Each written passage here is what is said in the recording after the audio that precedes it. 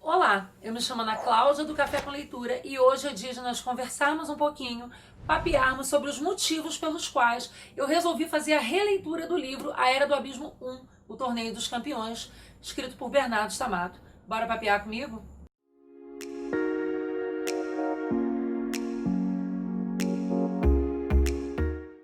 Então, gente, em 2018 eu fui abordada no direct, no Instagram, acho que mais ou menos por volta de agosto, setembro de 2018, pelo escritor Bernardo Stamato, que até então não conhecia, hoje já há um trabalho de parceria grande em cima disso, e aliás tem bate-papo aqui, tem bate-papo lá no blog, e dá para vocês conhecerem bastante o trabalho dele através de algumas divulgações que eu faço, e também, claro, através das diversas divulgações de blogueiros também dele, no projeto, na proposta de trabalho dele no Mochileiros do Multiverso, que se estende não apenas ao Instagram, mas também a podcast, ao Mochileiros do Multiverso também, lá no canal no YouTube, que eu deixo aí a proposta para vocês conhecerem, que é um projeto de 366 dias de escrita criativa muito bacana. Fato é que fui convidada por Bernardo, ao qual eu me sinto grata, sempre falo sobre isso, no direct no Instagram, para ler o seu livro que ainda estava em processo de publicação.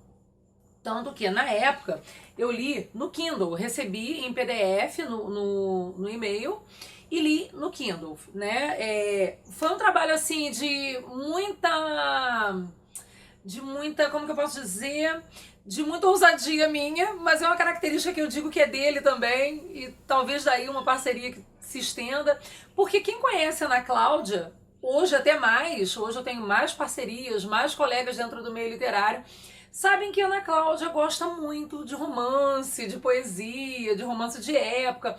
Porém, a minha proposta nunca foi simples e unicamente ler apenas romance.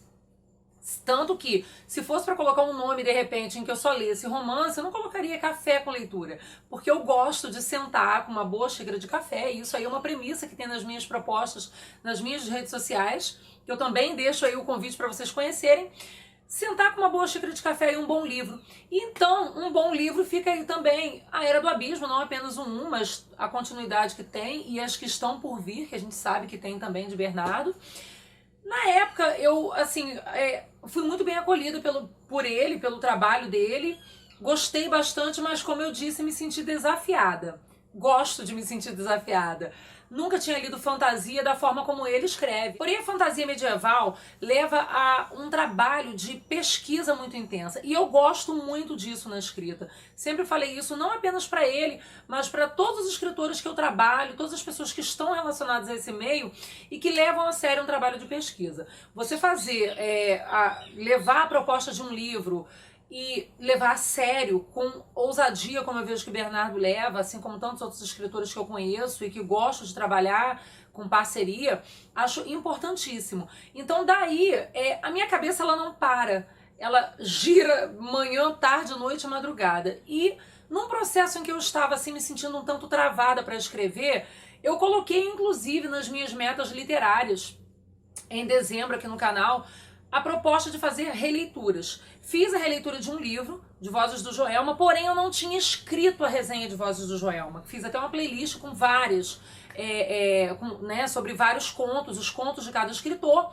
Mas a Era do Abismo eu já não só li em 2018, como lancei a resenha também. Vou deixar aqui link para vocês conhecerem.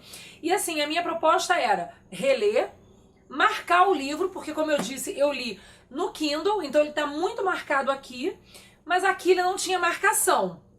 Na época recebi e achei muito legal também. Eu acho que todo blogueiro que recebe o livro de Bernardo fala da frase que ele coloca aqui, que é a assinatura do trabalho dele. Não se apegue aos personagens. Aqui no caso ele colocou: Ana, obrigado pela parceria de coração, PS, não se apegue aos personagens, e assinou. Achei muito bacana quando eu recebi isso aqui. Tem stories, eu acho que deve estar lá no Instagram dele, nos destaques dele, no meu, né, deve estar muito, muito passado, muito lá atrás. Mas assim, tive acesso à vontade de pegar as minhas anotações antigas, para observar. Algumas das propostas, elas permaneceram por ser a essência do livro de Bernardo. Claro, né? Quando a gente faz uma anotação, eu vejo blogueiros Vejo pessoas que escrevem escrevem resenhas, no caso, e que falam assim, não, eu consigo ficar um mês com aquilo fervilhando na minha cabeça. Eu, na verdade, gostaria muito de ter relido esse livro, ter fechado e ter, até falei isso nos stories, e ter gravado naquele momento, porque assim, é uma vontade hoje que eu tenho muito grande, e infelizmente nem sempre a gente consegue, de falar tudo que pensa, com cuidado com spoilers, lógico, sobre as suas sensações no momento que você fecha o livro. E o livro de Bernardo me causou isso desde 2018. Sendo que em 2018 eu não tinha canal, né? Eu acho que ele já devia ter, eu não conhecia muito, mas eu não tinha. E aí eu lembro que fiz a resenha, foi um desafio muito grande, eu anotei bastante, assim, esse aqui é o meu caderno da época, o caderno da época, e aqui eu tenho as anotações do livro em 3 páginas. Essas foram as minhas anotações. Esse aqui é o meu caderno desse ano. Eu levei do ano passado para esse ano, uma amiga me deu. E eu anotei, deixa eu ver, 1, 2, 3, 4, 5 páginas. Então eu anotei mais. Mas porque também eu anotei com aquela intenção de rever coisas, observar coisas que talvez naquele momento eu não teria observado, além da essência da escrita de Bernardo. Fato é que é um livro com um trabalho de pesquisa muito grande. Como eu disse, essa parte medieval, ela sempre me chamou. Não apenas na parte da literatura, mas também no cinema, nas telas, né?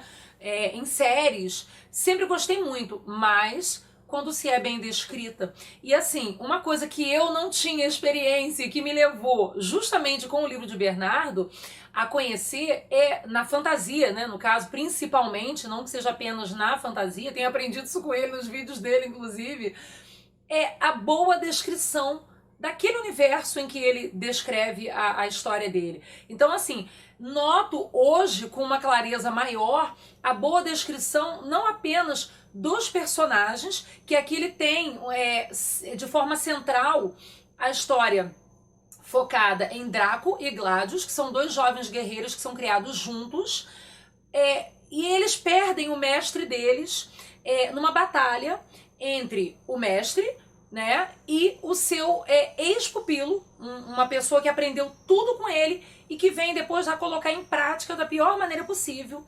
E a gente vê um embate entre virtudes, né, e os vícios. E os vícios acabam ganhando.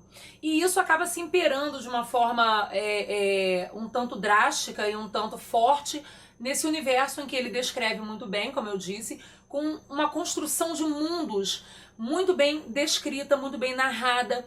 E Draco e Gladius, eles, com base em tudo que eles aprenderam com esse mestre que eles perdem, eles resolvem viajar e seguir para colocar em prática. Tem também como objetivo a vingança, porém a vingança não é o seu único objetivo, né? É fazer a justiça. Então ele coloca muito bem, não só em A Era do Abismo 1, mas acho que é uma premissa do Bernardo que eu fui conhecendo aos poucos, ao longo dos tempos, conhecendo também outros trabalhos dele, porque depois eu tive a possibilidade de não só ler A Era do Abismo 2, que a gente também, eu já conversei um pouquinho aqui, como as minhas 9 experiências literárias, entrou a Era do Abismo 2, mas não como uma resenha, porque eu ainda devo essa resenha, mas também como alguém que preza isso, né? Ele passa mensagens positivas dentro de A Era do Abismo 1, dentro de A Era do Abismo 2. Conheci também outro conto dele, A Lâmina Rubra, em que ele fala de Draco e Gladius.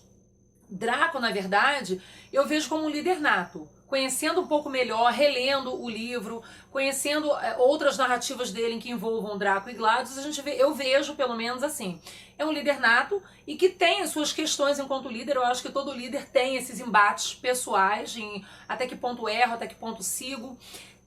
Tenta levar e conduzir um pouco mais a sério as suas missões junto do Gladius, que é um pouco mais crianção, um pouco mais brincalhão, e isso dá um toque de mais humor.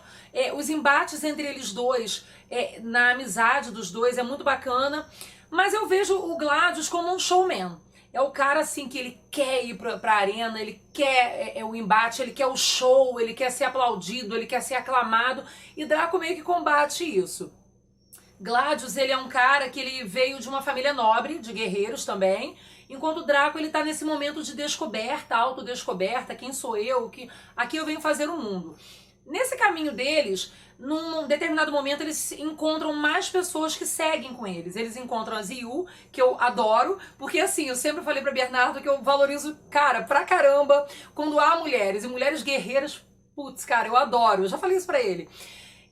Alberich, que é um paladino e que tem um Ibex, e eu acho muito bacana a relação dos dois, do animal com o paladino, e que assim, é um tanto mais sério, mas que depois ele se mostra muito parceiro nas missões que eles começam a ter ao longo do caminho. E o Marcos, que é um grandalhão, assim, meio mitidão, eu vejo como um cara meio mitidão. Eles se deparam com elfos, com bruxas, com orques e, assim, batalhas incríveis e embates incríveis, sempre em busca de justiça.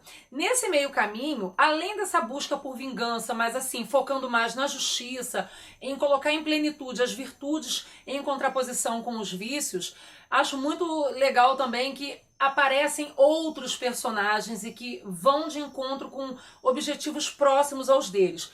Há sim perdas, claro, a gente fala de torneios, de batalhas, claro que há mortes. E mortes de pessoas próximas. Uma morte eu fiquei arrasada, já falei isso pra ele. Acho que não tem um blogueiro, uma pessoa que não tenha lido isso, que não tenha falado pra Bernardo de uma determinada morte, que eu não posso falar aqui porque vira spoiler, mas que a gente sente. Ele encontra Ravenna, eles, na verdade, né, encontram Ravenna, encontram, que eu adoro, mulheres eu adoro, encontram a Rosa, que é uma fofa pra mim, que são duas mulheres assim em extremos completamente opostos, mas que acabam indo de encontro, mesmo que em certo momento de uma forma um tanto contrária por alguns, por eles acolherem, mais o Draco, né, acolher as duas no meio da estrada, sem saber quem são, mas vão de encontro com o tal torneio que eles queriam, a tal arena que eles queriam entrar em combate.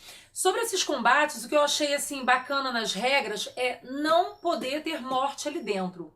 Mas, como eu disse, a morte. O embate, a descrição dos embates, dos torneios, dos combates entre os guerreiros dentro ali e também durante esse movimento que eles fazem de um local para outro até chegar no torneio, realmente, nessas disputas, acho muito bem descritas. Eu acredito, acho até que ele já deva ter falado sobre isso, não tenho certeza, mas acho que deva ter sim, além de inspiração com relação ao RPG, aos jogos que ele gosta muito, Super Nerd, mas também em séries e filmes, creio eu, em livros que ele possa ter lido. Isso eu vejo às vezes ele falando no canal dele das inspirações, as dicas que ele dá com relação às inspirações para escrita, para escritores. Um dos motivos de me fazer reler esse livro também é essa questão do querer me reinventar na escrita. Eu não escrevo fantasia, muito menos fantasia medieval, ele sabe disso, e de vez em quando pego muitas dicas com ele, mas assim, você querer se reinventar e se remexer na sua zona de conforto é muito interessante. Eu poderia ter pego qualquer livro de romance, ter feito uma releitura, eu acho que seria muito mais cômodo pra mim. Acho que, na verdade, fazer uma releitura de um romance seria um trabalho de campo muito maior, porém, pegar dicas de escrita, de trabalho de estudo, de pesquisa, dentro de um universo diferenciado e tentar transformar isso para o meu universo, de alguma forma, eu achei muito válido. Muito válido. E esse trabalho que ele faz em cima de Draco, Gladius e toda essa turma que tá junto dele, né? Ziyu, que é uma exótica, super misteriosa, Rosa, que é uma mulher mais meiga e que ninguém consegue entender por que essa mulher é tão fofa. Eu me vejo meio Rosa, assim. Por que ela quer entrar num embate desses, cara? Sabendo que aquilo ali não é a praia dela. Ela, na verdade, quer encontrar a família. Mas o que a leva a ir pra ali? Muitas questões são colocadas, sempre são. Outro ponto que eu achei muito bacana, além de descrição, além de construção de mundo, como eu falei, que eu conheci um pouco melhor dessa vez, é o trabalho também dentro de cada personagem. Porque assim, o livro ele é dividido, e isso eu acho que é capricho de Bernardo. Antes de mais nada, a gente vê a descrição do mundo aqui através do mapa. Eu acho que todo livro de fantasia, se não tem, deve ter. E isso me chamou muita atenção quando eu tive acesso ao material, quando ele me enviou, assim que o livro foi publicado, né, pela editora Pendragon. E aí, a gente vê de maneira muito bem descrita e consegue conhecer melhor cada personagem, cada intenção do personagem, a sua visão através da sua descrição. Porque através de cada ato, porque o livro é dividido entre atos e entre atos, a gente vê a narrativa, né, de Draco, de Gladius, de Ziu, de Ravenna, e a gente consegue assim ter acesso à visão daquele personagem. E aí a gente vê mais uma vez um trabalho de pesquisa muito grande em cima do ser em pessoa, e acho que ele conseguiu fazer de uma forma muito bacana, assim, muito bem feita. Consegui marcar bastante o livro. Eu não sei se dá pra verificar aqui, mas eu fiz muita marcação nesse livro, porque, como eu disse, aqui no Kindle eu já tinha muita coisa anotada, muita coisa marcada, na verdade. E por falar em marcação, há livros que a gente lê, e eu pelo menos eu gosto muito de quotes.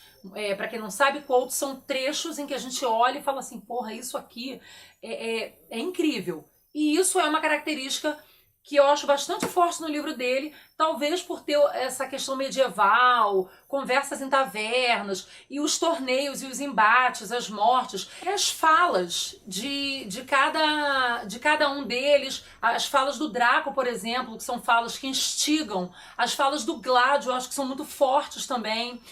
Alberic, não sei ao certo como que pronuncia, mas também tem umas falas muito fortes para se marcarem como quotes e assim, são falas que a gente consegue marcar e trazer o leitor numa resenha. O livro dele tem bastante, tem muito. Eu valorizo muito. E assim, são falas de campeões, são falas de guerreiros, que têm suas fraquezas, seus momentos de dúvidas, de incertezas, mas também têm os seus momentos de glória, como Gladius, por exemplo. Tem os seus momentos de força, como as mulheres nesse livro, né? Como eu falei agora, de Ravenna, de Ziu, com seu jeito exótico de ser, e também da Rosa, mesmo com seu jeito mais frágil e um tanto bonito de ser dentro de um torneio de campeões.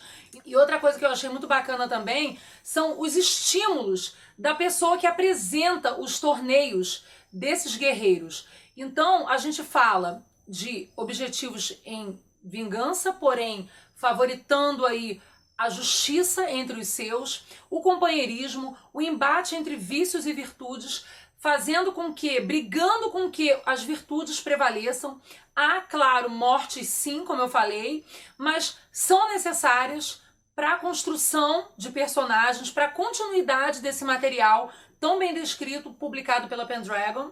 Hoje Bernardo é até escritor tradicional da editora, tenho certeza que por mérito seu. E A Era do Abismo é um traço, uma característica do escritor, é uma marca do seu trabalho, da sua proposta de trabalho, e a gente, se puder, vai ter sempre continuidade. Há contos, crônicas, que ele já lançou anteriormente, a construção desse livro. Uma outra coisa que eu achei muito legal é que a cada entreato, e isso eu observei agora, nessa segunda leitura, e por isso eu falo da importância, às vezes, de você reler. Reler não significa que você não tem outros livros para ler, ou que você está sem criatividade. Pelo contrário, é você explorar esse universo de uma outra forma, num outro momento, aguçar ainda mais a sua curiosidade e a sua atenção ao que você leu e agora você está lendo novamente. E relendo, eu observei que, de acordo com a construção do mundo e daquele mapa, a cada entreato anterior à descrita daquele guerreiro, daquele personagem em questão que vai destrinchar um momento conforme a sua visão, a gente vê aqui um pedacinho como se fosse cada caminho, cada local em que eles estivessem passando até chegar a Delarte, onde seria o reino mais belo, mais poderoso, mais conceituado, em que eles teriam acesso à arena onde combateriam, né? E isso eu achei muito bacana também. Outra coisa que eu achei muito legal, além da arte, da publicação, da diagramação, da fonte, as fontes usadas, eu acho que foram muito bem casadas, tem muito a ver com a proposta do escritor. Outra coisa que eu achei muito legal, e isso eu acho que todo blogueiro deve falar, é sobre o Codex, que é a parte onde ele descreve, e até num vídeo que a gente tem no bate-papo aqui no canal, ele fala sobre a criação, sobre a ideia de colocar como Codex, né?